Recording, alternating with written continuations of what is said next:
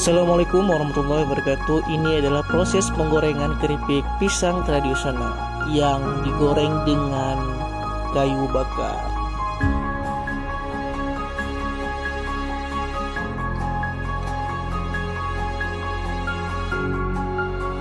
Ini dia yang sedang digoreng dengan kayu bakar. Wow, sangat-sangat menggoda. Wanginya pun sangat istimewa.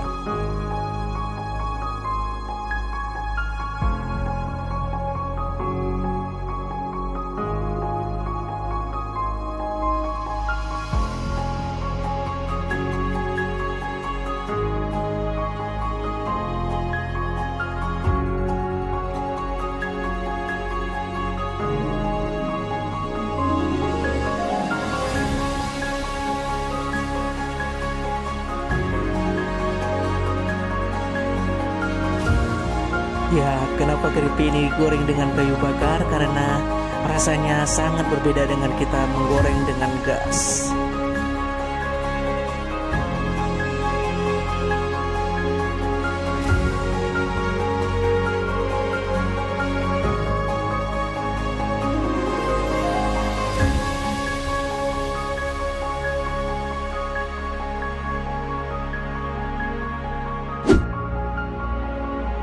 Nah, buat kawan-kawan yang pengen rasa dengan gorengan keripik pisang digoreng dengan kayu bakar, boleh menghubungi saya.